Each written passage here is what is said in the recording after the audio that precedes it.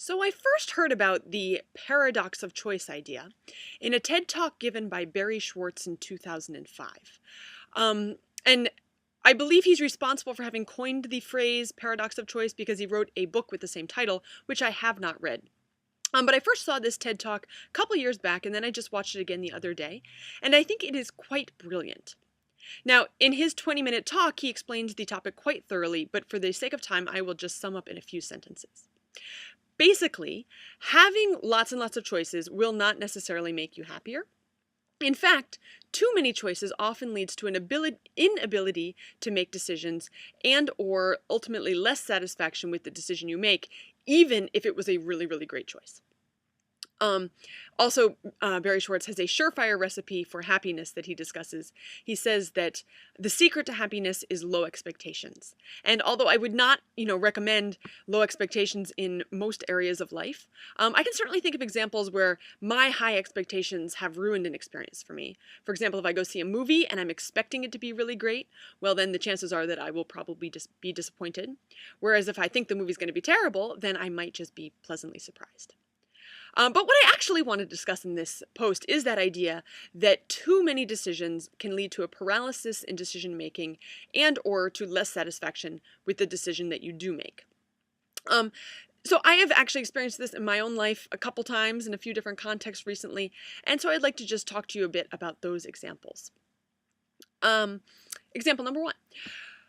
We are in the middle of this big house renovation project, and recently I was sent to the store to buy a shower head and valve set. And so I went to Home Depot and I was all set to buy the cheapest one, which I happen to actually really like, when a fellow customer mentioned that it was a knockoff brand made in China, and so I worried that the quality might be inferior, so I decided to choose a different one.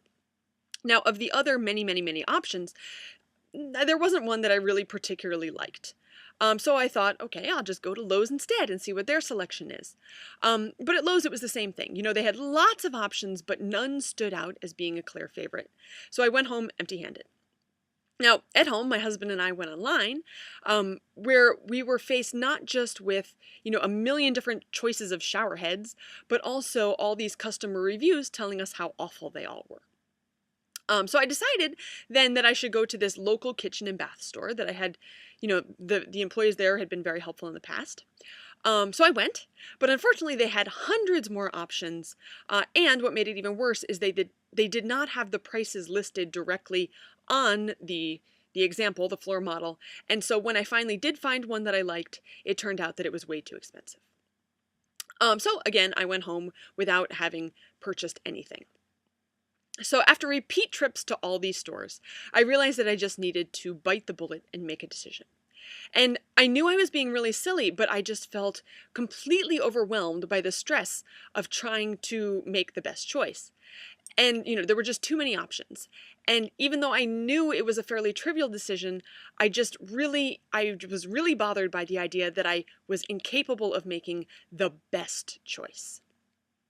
So, I did buy something and I'm still not completely satisfied with what I got. And I'm also totally irritated every time I think about it. So, in our modern daily lives, we are faced often with too many choices. Barry Schwartz gives the example that in his grocery store, there are 175 types of salad dressing to choose from, not including oil and vinegar. And so, it's mighty difficult to avoid decision-making stress. But I am not content, of course, to be miserable and stressed out. So I'm looking for some kind of solution of how to deal with these types of situations.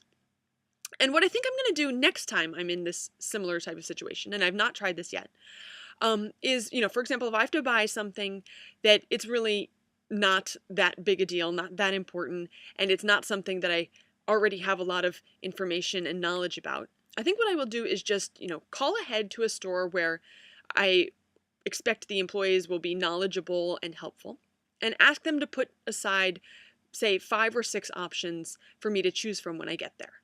And I'll give them certain parameters, for example, my price range and general design elements that I'm looking for. But then I will just go in, take a look at what they've set aside for me, and choose one of those without even having looked at everything else. Unless, of course, all the options, I completely hate them, in which case, well, then I'll go somewhere else. But, I imagine that at least this would keep things simpler, which I think is the idea behind this, paradox of choice, is that it's just too complicated. We can't handle it. So I wonder if stores would be willing to do this. I wonder if I would be satisfied with the experience, and I really don't know yet, but once I have a chance to give it a try, I will let you know what I find out.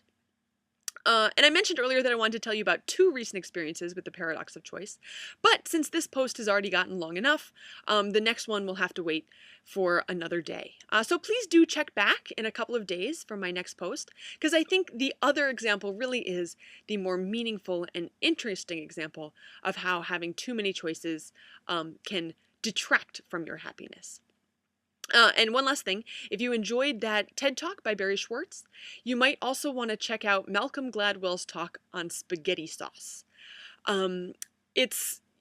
He has a different perspective on this issue of choice than Barry Schwartz does, but I don't think their ideas are totally incompatible. And if nothing else, it's at least just a super interesting and entertaining talk. So that is all I have to say. Thank you so much for watching, and happy learning.